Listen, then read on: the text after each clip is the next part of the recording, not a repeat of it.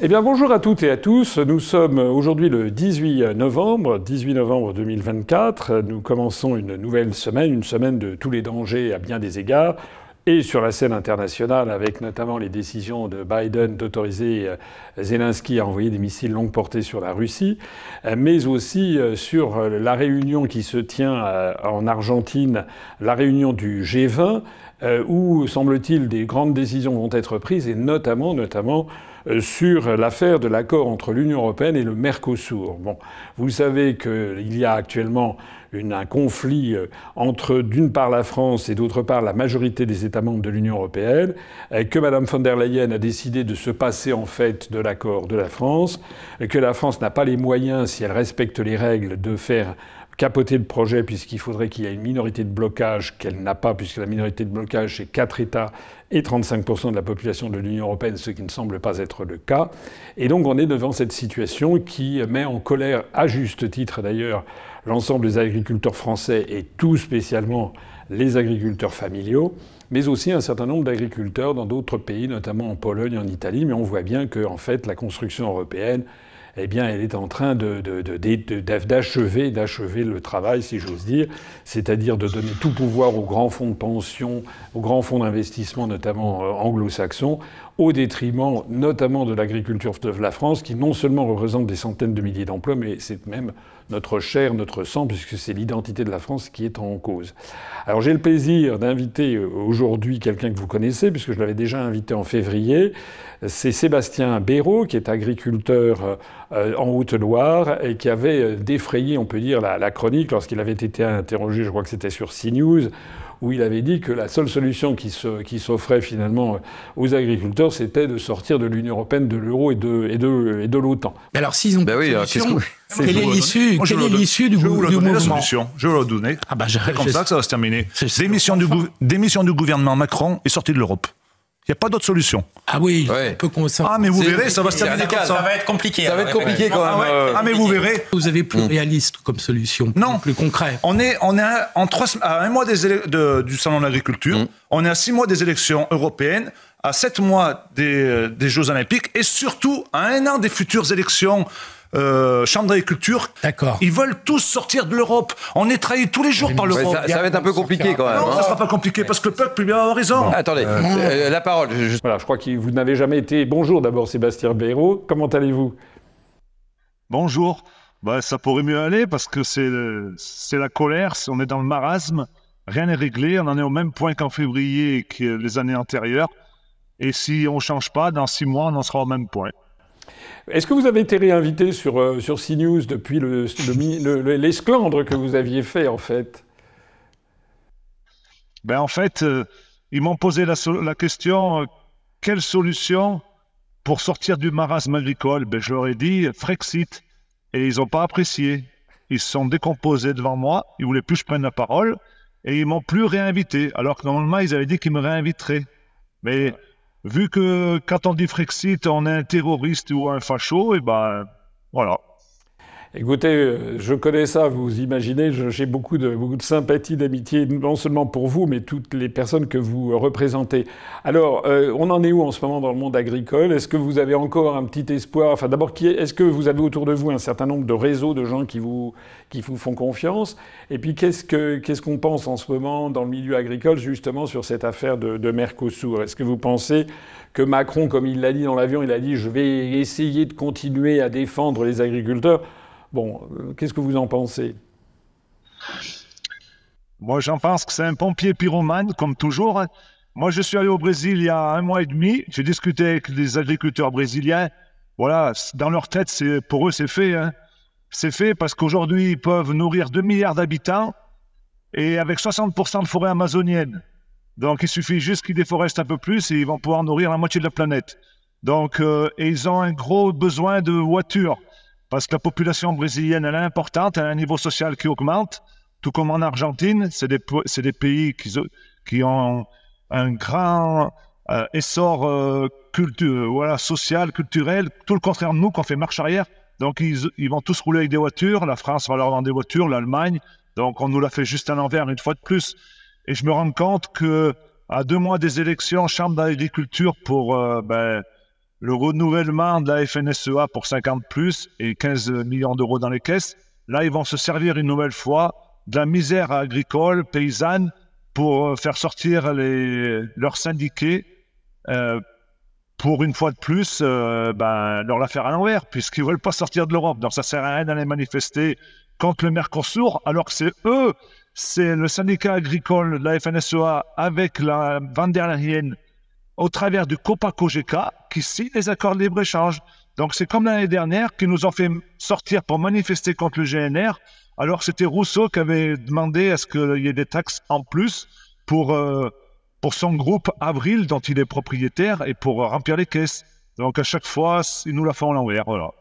Vous avez raison d'insister là-dessus. Personnellement, je suis comme vous, c'est le genre de choses qui me met hors de moi de voir l'hypocrisie incroyable de certains qui nous dirigent, des catégories de la classe dirigeante française dans tous les partis politiques en fait, hein, y compris du RN d'ailleurs jusqu'à l'extrême gauche, puisque personne ne veut sortir de l'Union européenne. D'ailleurs, on n'entend pas beaucoup parler en fait de l'opposition sur ces questions. Hein. Ils font comme Macron, ils disent qu'ils sont contre, mais c'est tout. Et en fait, on va dans le mur. Alors vous parlez de la FNSEA qui représente quand même plutôt les intérêts des très grands céréaliers, des très grandes entreprises, pas totalement, mais quand même c'est plutôt ça. Mais quid, qu'est-ce qui se passe avec les autres syndicats, la coordination rurale par exemple, ou bien la Confédération paysanne, qu'est-ce qu'ils disent ces syndicats qui eux sont plus proches quand même des agriculteurs familiaux? Le problème, c'est qu'ils sont dans la même démarche des élections en chambre d'agriculture et du pouvoir politique, parce que la Confédération paysanne, là aussi, ils sont raccordés à Mélenchon, à la gauche. L'ACR, ils sont raccordés au RN et à Zemmour qui ne veulent pas sortir de l'Europe. Donc, aucun de ces syndicats ne veut sortir de l'Europe. D'ailleurs, je les ai tous rencontrés. Ils ne veulent pas. Donc, du coup, moi, je suis en train de monter mon syndicat Verte France pour sortir de l'Europe. Et pour rassembler tous ces paysans, on est quand même 60% à ne pas être syndiqués et à vouloir plutôt sortir de l'Europe. Moi, j'ai beaucoup d'amis qui veulent sortir de l'Europe. Donc, on va faire un bras de force avec ces personnes. C'est dommage parce que l'ACR, il y a des bonnes personnes à l'ACR. Mais en haut lieu, ils ne veulent pas mettre ça sur le tapis. La semaine dernière, j'ai fait une interview où on devait avoir le porte-parole de l'ACR et quand il a su que c'était pour parler de la sortie de l'Europe, il n'est pas venu. Parce qu'il ne faut surtout pas mettre ça sur le tapis avant les élections chambre d'agriculture qui auront lieu fin janvier. Alors, il ne faut pas le mettre avant les élections à la Chambre d'agriculture, il ne faut pas le mettre non plus avant l'élection présidentielle, il ne faut pas en parler avant les élections législatives, il ne faut pas en parler au moment des élections européennes, enfin, etc. Il ne faut jamais en parler, en définitive. C'est bien de ça qu'il s'agit. Et en fait, vous êtes victime, exactement comme je le suis depuis 17 ans et demi, du fait que lorsque on sort de cette camisole de force, aussitôt, on est entièrement blacklisté. Sur les grands médias français, vous avez un peu la parole ici ou là sur les médias alternatifs. Je suis heureux, vraiment. Je vous remercie d'avoir accepté mon invitation. Nous, on va faire notre possible pour diffuser cet appel que vous faites. Donc, Verte France, vous l'avez déjà créé ou vous allez le créer? C'est fait Ça y est, on l'a créé, là. Ce week-end, j'ai réuni 250 personnes dans ma commune où on a lancé, voilà, on a flotté des t-shirts. On a des camions publicitaires qui passent dans les grandes villes parce qu'on a des investisseurs patriotes qui croient en nous. Mais c'est pas que pour l'agriculture, hein, c'est pour toute la ruralité, les transports qui sont vraiment lésés avec les pays de l'Est, les TPE, les PME qu'on en marre de toutes ces normes européennes. En fait, c'est tout le peuple qui veut garder sa France contre les mondialistes, les européistes. Voilà. Alors ce qui se passe aux États-Unis quand même est une éclaircie dans le paysage. Non pas que Trump soit forcément formidable dans tous les domaines, mais enfin en attendant, tous les jours on apprend des décisions assez extraordinaires qui sont prises avec des nominations de proches qui donnent l'impression de vouloir plus même que secouer le cocotier, mais renverser la table sur toute une série de sujets. Que ce soit en matière de narratif international, où maintenant on a la prochaine chef du renseignement qui explique que Zelensky, en fait, c'est un dictateur qui a supprimé tous les partis politiques, qui a verrouillé tous les médias, ce qui est exact, que ce soit en matière de santé, où Robert Kennedy Jr. S'attaque directement maintenant au tout vaccin et à Big Pharma. Et puis, de façon plus générale, ce qui est intéressant, ce qui se passe aux États-Unis, c'est que souvent, malheureusement c'est comme ça, souvent ils donnent un petit peu comment dirais-je, l'impulsion sur ce qui va se passer dans le reste du monde, en particulier dans le monde occidental. Donc moi, il me semble, je pense, enfin, c'est une parole d'espoir que je lance, il me semble qu'on est en train d'assister à une désagrégation de l'idéologie mondialiste et donc à un retour des nations. Alors, moi, si toutes les personnes qui vous écoutent et avec moi nous font confiance, je m'adresse ici en particulier aux agriculteurs, il faut qu'ils se prennent en main. Et effectivement, moi, je soutiens ce syndicat Verte France, puisque, si je comprends bien, c'est le seul syndicat agricole qui s'attaque à la racine du problème. La racine du problème, c'est bien notre appartenance à l'Union européenne qui nous impose une politique agricole commune qui, en fait, est en train de ne servir que les intérêts des plus grandes entreprises capitalistiques du domaine, l'industrie agroalimentaire qui obéit à des fonds d'investissement étrangers souvent, au détriment de tout ce qu'a été la France. Voilà. Donc si vous en avez assez, les agriculteurs, de vous faire balader par les différents syndicats de droite, de gauche, comme si la droite et la gauche avaient encore une importance, alors que de toute façon on a la même politique, eh ben moi je me permets j'ai pas d'action dans le syndicat de Sébastien, mais je me permets de lancer un appel. Adressez-vous. Comment on fait pour s'adresser à vous, Sébastien Béraud? Est-ce que vous avez une adresse courriel que vous pouvez indiquer là? Voilà. Ben, on la mettra. Oui, donc j'ai un mail épi avec un S 43 @protonmail.com. Alors, EPIS avec un S 43 parce que vous êtes de la Haute-Loire, hein, vous êtes un alto-ligérien, donc 43 c'est le numéro de département, donc EPIS, il n'y a pas d'accent, hein, EPIS 43 protonmail.com. Protonmail, PROTONMAIL.com. Voilà. Et donc, si vous voulez apporter votre soutien et adhérer à ce mouvement, il faut absolument que les agriculteurs se prennent en charge. À part ça, est-ce que vous avez prévu, vous ou bien dans la profession, est-ce qu'il va y avoir des manifestations comme on le dit? Il paraît que ça commence à bouger. J'ai vu d'ailleurs, on en parlera tout à l'heure, que M. Retailleau, le ministre de l'Intérieur, a fait des déclarations que j'ai trouvées absolument scandaleuses d'ailleurs. Hein. On a l'impression que vous êtes, le ministre de l'Intérieur a l'air de considérer les agriculteurs comme des terroristes ou des délinquants en disant qu'il y aura, je sais pas quoi, ça sera tolérance zéro. C'est incroyable ça. Mais enfin, avant d'en parler, est-ce qu'il y a des manifestations qui sont prévues avec des lieux, des dates? Où est-ce qu'on peut trouver ça? Ben là, ça y est, les syndicats, ils ont lâché les chevaux, il faut aller mettre du lisier de partout, du fumier, bloquer les préfectures. Et ce qui est surprenant, c'est que Retailleau, ministre de droite des LR, avec les agriculteurs qui votent en grande partie à droite, et ça commence à dynamiter. Parce que je pense que ce qu'ils ont peur, Retailleau et compagnie, c'est que le peuple de France, il rejoigne les agriculteurs. D'ailleurs, moi, je demande au peuple de France de nous rejoindre, mais pas de rejoindre la FNSEA, surtout pas. Parce qu'on a vu l'année dernière, quand on était aux portes de Paris avec les tracteurs, c'est Rousseau qui a sifflé la fin de la partie et on n'a rien obtenu. C'est Rousseau qui manigance avec Macron et compagnie, avec les européistes, toute cette franc-maçonnerie que nous, les paysans, on n'en a rien à foutre de leurs histoires. Nous, on veut vivre avec du bon sens paysan. Les consommateurs français, ils veulent consommer des produits français avec des normes. Ils ne veulent pas consommer des vaches aux hormones d'Amérique, des lentilles au Roundup, voilà, du soja OGM. Tout ça, on peut le produire en France et en Europe et de façon normale et avec des normes adéquates, comme veulent les Français. En fait, on nous a appris à produire d'une certaine manière pour faire une alimentation saine, équilibrée, et on fait tout le contraire sur le papier. Donc, il y a quelque chose qui ne va pas. Et comme si faire venir des produits de l'autre bout du monde, ça ne polluait pas. Donc, la meilleure écologie, c'est de produire au plus proche du lieu de consommation. Le reste, c'est de l'escrologie. C'est juste pour faire un maximum de pognon sur le dos des citoyens européens, voilà. Ah, écoutez, je bois vos paroles, vous avez 1000 fois raison. Effectivement, ce sont les mêmes qui nous expliquent qu'il ne faut plus prendre sa voiture, qu'il faut ne plus produire de CO2, etc., en fonction d'ailleurs d'une théorie sur le réchauffement climatique d'origine anthropique qu'il est interdit de remettre en question, alors qu'il y a quand même beaucoup de scientifiques qui se posent beaucoup de questions. Enfin, c'est un autre sujet. En attendant, ce sont les mêmes qui nous disent qu'ils veulent sanctionner l'utilisation de la voiture, on le voit par exemple à Paris ou ailleurs, qui par ailleurs promeuvent une délocalisation des productions agricoles, parce que c'est de ça qu'il s'agit. C'est-à-dire qu'au lieu de produire localement de la viande ou du lait, ou etc., ou de l'élevage, on va aller se fournir au Brésil. C'est-à-dire que ça va, en termes de bilan de CO2, est absolument calamiteux. Donc ça montre l'hypocrisie de tout ça. Les syndicats dont on parle, la FNSEA, Coordination rurale, Confédération paysanne, ils sont en partie subventionnés par l'Union européenne, non? Oui, ils sont surtout subventionnés par l'État, par la France. Les petits syndicats, 3 millions par an, et la FNSEA autour de 15 millions.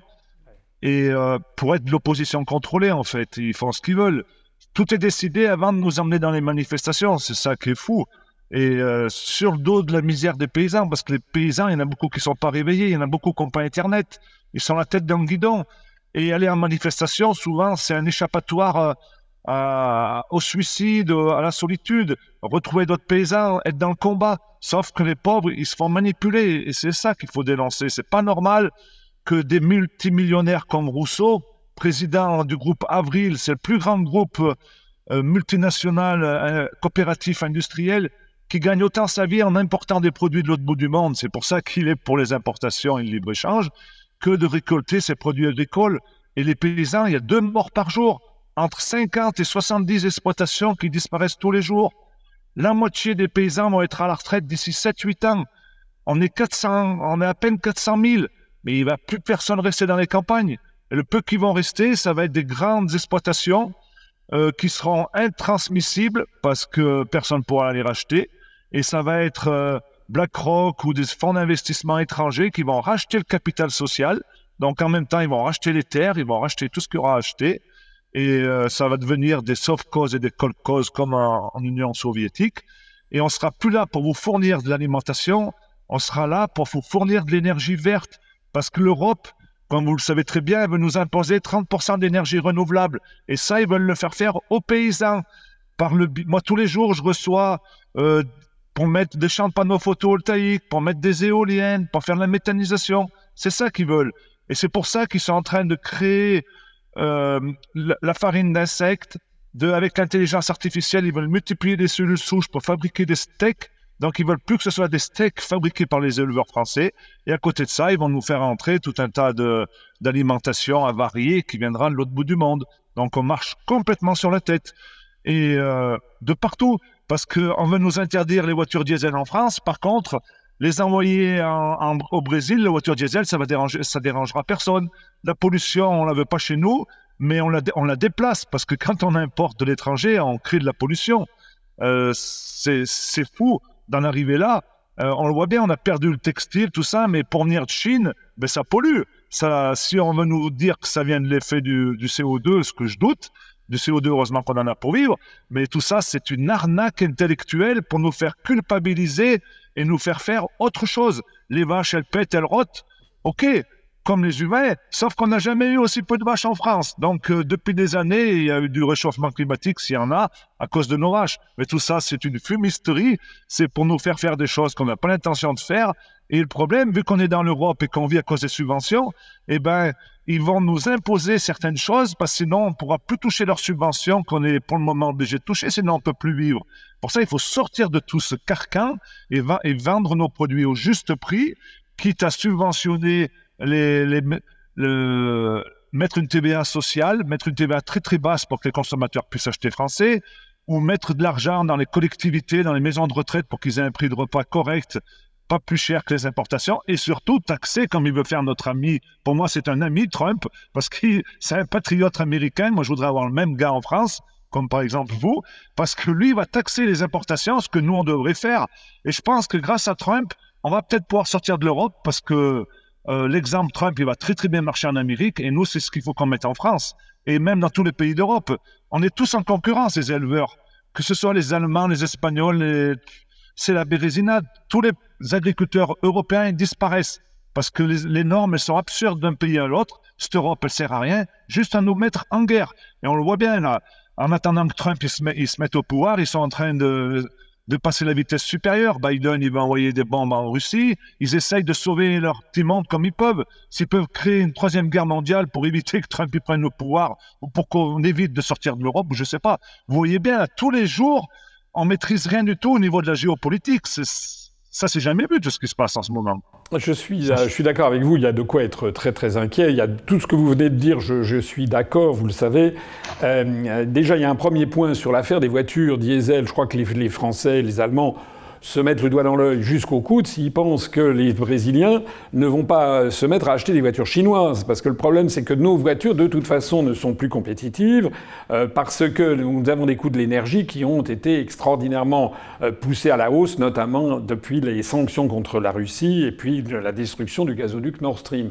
Donc on a des voitures qui ne sont plus compétitives. C'est d'ailleurs un des drames de la situation en Allemagne. C'est d'ailleurs la raison pour laquelle Scholz a retéléphoné à Poutine, la queue basse, si j'ose dire. Mais le problème, c'est que ceux qui pensent qu'à partir du moment où on va acheter de la viande au Brésil, on va pouvoir leur vendre des voitures, ben, ils se trompent parce que les Brésiliens, ils n'achèteront pas forcément des voitures françaises. Ils pourront très bien acheter des voitures chinoises, hein, ou des voitures indiennes d'ailleurs, qui sont encore meilleur marché et qui montent en gamme sans arrêt. Alors ça, c'est le premier point. Le deuxième point, je suis tout à fait d'accord avec vous. Il y a un drame quand même que l'on trouve dans les mondes agricoles. On s'était parlé au téléphone il y a quelque temps de ça. Moi, aux européennes, j'ai été quand même j'ai trouvé ça triste parce que le fait que je ne passe jamais dans les médias, jamais, c'était pire qu'en 2019. A limité notre expansion. On a fait 1,04%, ce qui n'est pas normal. On aurait dû faire beaucoup plus. Moi, je vois dans la rue en permanence des Français, des gens qui viennent me voir en me disant que c'est formidable, que ce que je dis, c'est très bien. Je leur dis, avez-vous voté pour moi ? Il y en a 90%, mais vraiment, hein, je les compte dans ma tête, il y en a à peu près 85 à 90% qui disent non. Et je dis, mais pourquoi vous n'avez pas voté pour moi ? Et ils me disent, mais parce qu'on sait que vous n'y arriverez pas. Et je dis, mais pourquoi vous savez que vous n'y arriverez pas ? Parce que vous n'êtes pas à la télé, on sait que vous alliez faire un petit score, donc on a voté utile, donc on a voté Bardella, Manon Aubry, etc. Et je leur dis, mais vous avez voté utile, mais c'est utile à quoi en fait ? C'est utile uniquement aux gens qui veulent rester dans l'Union européenne, parce qu'il n'y a personne en ce moment au Parlement européen, de nouveau, pour parler du Frexit et pour des députés qui auraient pu faire un peu de comment dirais-je, d'esclandre au Parlement européen, qui auraient pu faire connaître nos analyses. Et ça, il y a de ce point de vue-là. Alors j'avais regardé minutieusement dans le monde agricole. Nous, on a fait 1,0 et quelques % au niveau national. D'après les sondages post-électoraux, il y a à peu près 3% des agriculteurs qui ont voté pour la liste que je conduisais pour le Frexit. Mais c'est pas 3% qu'il devrait y avoir, c'est 90% des agriculteurs familiaux. C'est pour ça que je suis d'accord avec vous, c'est pour ça que je vous soutiens, que j'essaie de vous faire passer sur nos médias. Il faut qu'on soit solidaires, parce que beaucoup d'agriculteurs, quand je vois qu'ils ont voté, la première liste pour laquelle ils ont voté, c'est la liste du Rassemblement national. Je peux comprendre, parce qu'on leur présente le Rassemblement national comme un mouvement politique d'opposition, etc. Enfin, ils peuvent voir que Bardella, il est jamais au Parlement européen, que Bardella, il est pour l'Europe, pour Zelensky, pour l'OTAN, etc. Et ils ont pu voir que le Rassemblement national a stoppé la procédure de destitution contre Macron et ne refuse de sanctionner, de censurer Barnier. Et puis il y en a les autres, après ça, les agriculteurs, après ça, ils ont voté pour la liste de Valérie Ayer, c'est-à-dire les macronistes. Moi, ça me désespère. Ça veut dire que beaucoup d'agriculteurs, comme vous le dites très justement, je peux les comprendre. Moi, je les comprends. Moi, mes arrière-grands-parents, c'était des agriculteurs, comme beaucoup de Français. Et c'est vrai que quand on est à la campagne, qu'on s'occupe de son exploitation, on n'est pas forcément un expert de la politique. On regarde un peu ce qu'on entend sur TF1 ou sur BFM, et on va pas creuser un petit peu plus loin. Mais c'est dramatique parce que les grands médias font en sorte que les agriculteurs, sans qu'ils s'en rendent compte, votent pour les gens qui sont en train d'accepter leur destruction. La situation est vraiment catastrophique, et la première chose, c'est une prise en compte, une prise en compte du problème. Pour ça, moi, toutes les personnes qui nous écoutent en ce moment, il faut à la fois, si je peux me permettre, qu'ils se rapprochent de l'UPR, mais aussi qu'ils se rapprochent de vous, les agriculteurs en particulier, Verte France, epis43@protonmail.com. Ils contactent Sébastien Béraud, ça s'écrit B-E-R E-A-U-D, il y a un deuxième... A-U-D. B-E-R-A-U-D, B-E-R-A-U-D. Et puis, pour savoir un petit peu comment faire pour se mobiliser. Voilà, c'est ça qu'il faut dire. Sinon... Allez-y, pardon, j'ai longtemps... Le problème, c'est que tant qu'on n'a pas des grands médias, on a du mal à percer, vous le voyez. Moi, c'est pareil. Moi, je rêverais d'une confrontation sur un grand média à 21h avec Rousseau, la présidente de l'ACR et le ministre de l'Agriculture. Je vous garantis que la prochaine fois, vous faites 30-40% de voix, peut-être plus, parce qu'il faut faire parler des gens comme nous, du bon sens paysan, de la terre, qui voyons bien ce qui se passe dans nos campagnes. C'est pas à Paris avec l'intelligence artificielle qu'on va refaire le monde et qu'on va poursuivre dans ce monde. C'est les paysans les premiers écologistes. C'est les paysans qui veulent continuer de vivre, de garder notre France. D'abord, les paysans, c'est les habitants du pays. Avant, on était 90% de paysans. Aujourd'hui, on est 1%. Mais c'est pas à cause qu'on est 1% qu'on est tous des niais. Avant, c'était l'enfant le plus terrible de la famille, le moins intelligent qui faisait agriculteur. Aujourd'hui, on est tous intelligents, on a tous des bacs, on est ouvert sur le monde. On veut continuer à prospérer, à transmettre nos exploitations à nos enfants. Mais voilà, c'est pas dans la mondialisation qu'on va y arriver. Alors, on peut pas. Au Brésil, ils font 3 cultures par an dans le même champ. Ils font blé, maïs, soja. Tous les 4 mois, ils font une récolte. Nous, on a du mal à faire une récolte par an. Donc, autant dire qu'on peut pas rivaliser. Donc, quand on peut pas rivaliser, eh bien, on change les règles du jeu et on joue pas dans la même cour. C'est tout. C'est comme si vous voulez faire un 100 mètres à un athlète et il y a un gars qu'on lui met un poids de 100 kilos sur le dos, il pourra pas suivre. Il n'y a pas besoin d'avoir fait l'ENA et Sciences Po pour comprendre ça. C'est juste du bon sens paysan. On n'est pas à l'abri un jour d'avoir une grande guerre ou d'avoir je sais pas quoi, qu'on puisse plus faire d'importation et ça sera la famine. Parce qu'aujourd'hui, on n'a plus de paysans qui produisent de l'alimentation ou très peu. On a des filières entières qui sont en train de disparaître. La preuve en est, c'est que 70% de l'assiette des Français, elle est importée de l'extra-communautaire ou de la communauté européenne. Alors qu'avant 92, avant d'entrer dans l'Europe, on était la première puissance agricole européenne et la deuxième mondiale. Aujourd'hui, même les pays africains sont en train de nous doubler. On fait partie du tiers-monde. Mais rien que ça prouve que l'Europe, elle nous a mis en faillite. Il n'y a jamais eu aussi peu d'agriculteurs en France. Il n'y a jamais eu autant de faillites, autant de divorces, autant de malheureux, des jeunes agriculteurs qui n'ont plus le temps de sortir pour trouver une campagne parce qu'ils sont toujours la tête dans le boulot. Ils font 90 heures, 100 heures par semaine pour pouvoir payer leur crédit. Mais c'est un suicide, c'est un génocide, c'est un agricide.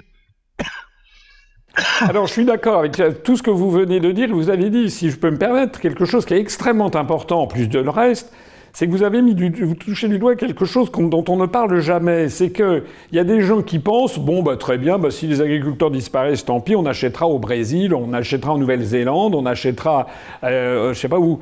Mais le problème qui se pose, c'est un problème de ce qu'on appelle l'autosuffisance alimentaire. C'est que normalement, un chef d'État, des gens qui dirigent un État doivent toujours envisager le pire. Or, le pire, vous l'avez dit vous-même, et vous avez 1000 fois raison, c'est qu'est-ce qui se passe si, par exemple, je sais pas, il y a, mettons, une guerre générale, ou qu'il y a une révolution au Brésil, et que le Brésil ne peut plus livrer la viande et les tourteaux de soja, ou je sais pas quoi, ou tout ce qu'il fabrique. Qu'est-ce qui se passe s'il y a une révolution ou une guerre dans les détroits de Malacca et de Singapour, qui bloque l'arrivée de conteneurs venus de Chine? Qu'est-ce qui se passe si les États-Unis lancent une guerre contre la Chine au sujet de Taïwan, etc.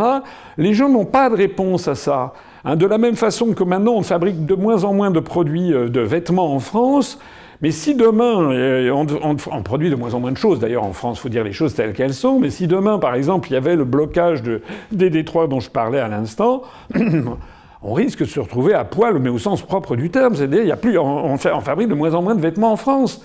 Et si on fabrique plus de vêtements, si on ne fabrique plus de la nourriture pour se nourrir, qu'est-ce qui se passe en cas de coup dur? Voilà, un chef d'État, un homme d'État, des responsables qui ont le sens de l'État, qui ont le sens des générations futures, qui ont le sens de la gravité de l'histoire. L'histoire, elle est faite de crises, de toute gravité. Doivent savoir, c'est absolument fondamental, qu'il faut assurer l'autosuffisance alimentaire de sa propre population. Voilà. Et donc c'est absolument scandaleux que tout ça passe à la trappe, comme si on allait avoir une espèce de vallée de roses, que tout le commerce international fonctionnerait parfaitement. Donc je suis 1000 fois d'accord. Il faut rappeler aussi, et ça malheureusement je crois qu'il y a encore un certain nombre d'agriculteurs qui ne l'ont pas forcément bien compris, que l'Union européenne ne nous donne pas d'argent, notamment ne donne pas d'argent aux Français sur la politique agricole commune. Plus exactement, bien sûr, ils reçoivent des subventions avec d'ailleurs toute une paperasse absolument incroyable, mais comme on l'a déjà dit, il faut le répéter, marteler, que ça entre dans les têtes, cet argent, c'est de l'argent que nous avons d'abord donné à l'Union européenne et dont l'Union européenne nous pique à peu près un tiers pour nous rendre les 2 tiers restants avec des contraintes du style, il faut que vous fassiez ça, il faut que vous fassiez ça. C'est-à-dire que c'est l'un des secrets de toute cette escroquerie. Si on sort de l'Union européenne, les agriculteurs, ils auront toujours les mêmes subventions, peut-être même d'ailleurs on pourra les augmenter, avec d'ailleurs des circuits beaucoup plus courts, parce qu'on ne sera pas obligé de passer par Bruxelles pour que ça revienne. Il n'y aura pas des histoires de cadastre, de réforme de cadastre, etc. On pourra verser des subventions tout de suite, beaucoup plus rapidement aux agriculteurs. Et tout ça sans que ça ne nous coûte de l'argent. Au contraire, on gagnera de l'argent en faisant ça, en sortant de l'UE. Voilà, je pense que vous êtes confrontés à ce problème quand vous parlez à vos collègues, à vos amis agriculteurs. Il y en a quand même encore un certain nombre qui sont victimes de la propagande européiste sur cette question, je pense. Mais oui, c'est sûr. Quand je leur dis que je veux sortir de l'Union européenne, ils me disent « Ouais, mais les subventions. » Mais j'ai dit « On pourra en toucher plus. » On donne 27 milliards, on en reçoit à peine 10. Parce que maintenant, il faut savoir que les collectivités locales elles touchent des aides PAC que nous, on devrait toucher. Donc, ils les ramassent à notre place parce que les communes, tout ça, les collectivités, vu qu'on a enlevé la taxe d'habitation, ils ont été saignés par Macron, donc ils récupèrent de l'argent de l'Europe. Mais c'est un scandale parce qu'ils le récupèrent à notre place, les paysans. Donc, on va arriver un jour où on n'aura plus d'aide européenne, on ne pourra plus vivre parce qu'on ne sera plus là, et on sera toujours dans l'Europe. Donc, il vaudrait mieux en sortir. Et les 27 milliards, je pense qu'on pourrait couper la poire au milieu et la redistribuer en entier aux agriculteurs, remettre du bon sens paysan, des circuits courts, plus besoin d'acheter des soja OGM, on pourrait créer nos protéines, le monde des céréaliers, ou faire céréales sur céréales pour exporter des céréales contre des armes en Afrique, eh ben, on pourrait faire de la protéine pour le monde de l'élevage, leur terre, elle s'en porterait pas plus mal. De toute façon, à tout problème, il y a une solution. Sauf qu'on se les fait mettre à l'envers après la Deuxième Guerre mondiale avec l'Amérique. Il a fallu acheter les soja OGM, les soja américains et brésiliens. Donc voilà, et on continue toujours, 50 ans, 70 ans après, avec les accords du Mercosur. Le général de Gaulle, il doit se retourner dans sa tombe quand il doit voir tout ça. C'est abominable. Et pire encore, Macron, il a rebaptisé le ministère de l'Agriculture ministère de la Souveraineté agricole alimentaire. Et ils font tout le contraire. Mais c'est des véritables pompiers pyromanes. Ces gens, il faut les interner ou les mettre en prison. Ils sont dangereux. Parce que, comme vous l'avez dit, moi je l'ai dit, on est en train de la perdre, notre souveraineté alimentaire. Et un jour ou l'autre, ça va nous péter à la gueule.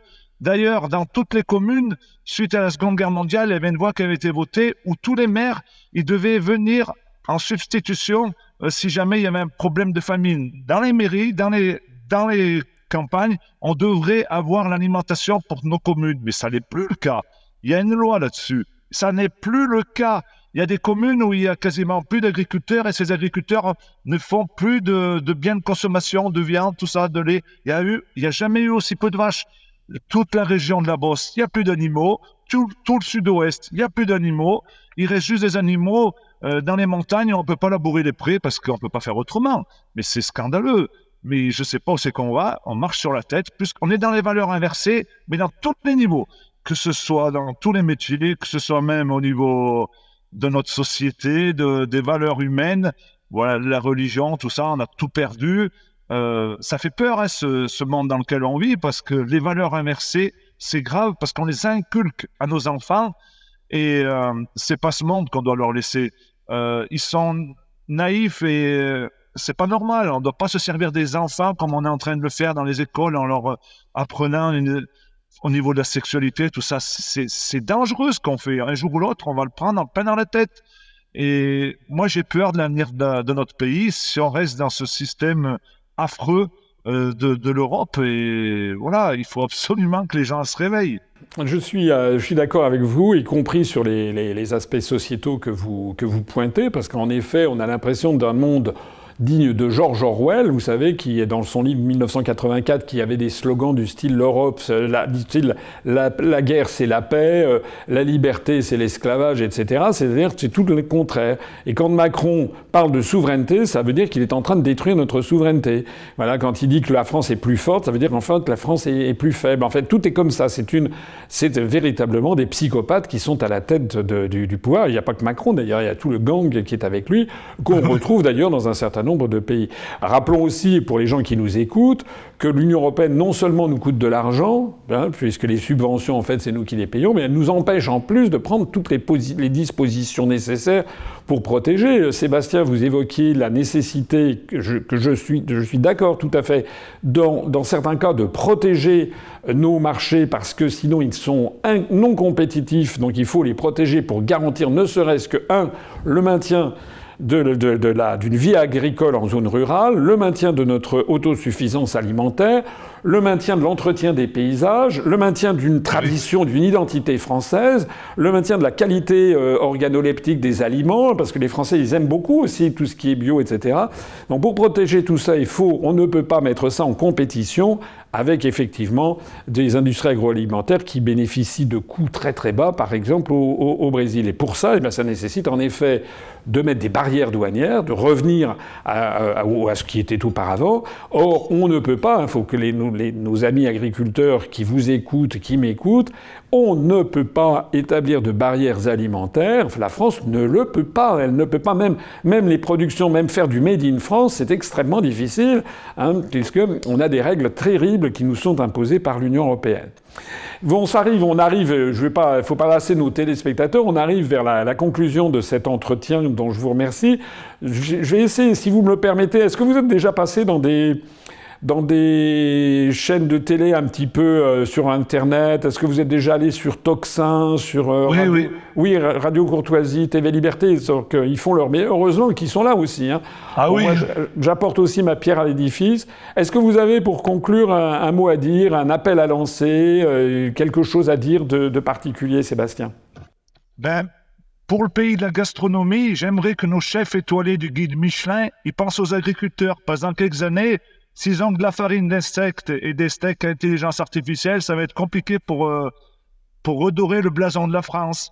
Et je voudrais aussi qu'on sorte l'agriculture de l'OMC et qu'on sorte aussi les produits agricoles de la bourse. C'est pas normal qu'il y ait des gens qui connaissent rien à ce que c'est un grain de blé ou un grain de riz ou du lait ou de la viande et qui spéculent. Si on sortait tout ça de là, je pense que nos industriels ne chercheraient pas à faire du pognon pour être bien cotés en bourse. Je pense qu'il faut vraiment retourner la table et se mettre tous ensemble, le peuple et les paysans, pour savoir quel monde on veut demain et quelle nourriture on veut manger. Voilà. Et je les invite à me rejoindre parce qu'il n'y a que comme ça qu'on va y arriver, sinon on va à la catastrophe et à la famine. Merci Sébastien Bayrou. Je rappelle à toutes les personnes qui nous ont écoutés que vous venez de créer un syndicat indépendant des autres, le seul syndicat agricole qui pose les problèmes tels qu'ils sont, c'est-à-dire que tant qu'on sera dans l'Union européenne, dans l'euro, on pourra ne faire qu'une chose, c'est assister à l'immolation, le suicide de la paysannerie française qui remonte à des millénaires. On le constate déjà, le plus gros est déjà presque fait, mais on a l'impression que maintenant c'est le coup de grâce qui est en train de se produire. Donc il faut que tout le monde se mobilise, ne plus du tout faire confiance aux syndicats qui sont présentés dans les médias, même comme les partis d'opposition, les syndicats d'opposition, ce ne sont pas des opposants puisqu'ils acceptent l'inacceptable, c'est-à-dire que toutes nos décisions sont prises par l'Union européenne. Donc moi, j'ai un appel à lancer. Politiquement, rejoignez l'UPR, mais du point de vue syndical, rejoignez Verte France de Sébastien Bayrou, que vous avez dû faire avec des amis, et vous le contactez, epis43 protonmail.com. Voilà. Merci beaucoup, Sébastien. Et puis bon courage pour la suite des événements. On est avec vous, vous le savez. Et puis vive l'agriculture et vive la France. Merci beaucoup. Vive la France.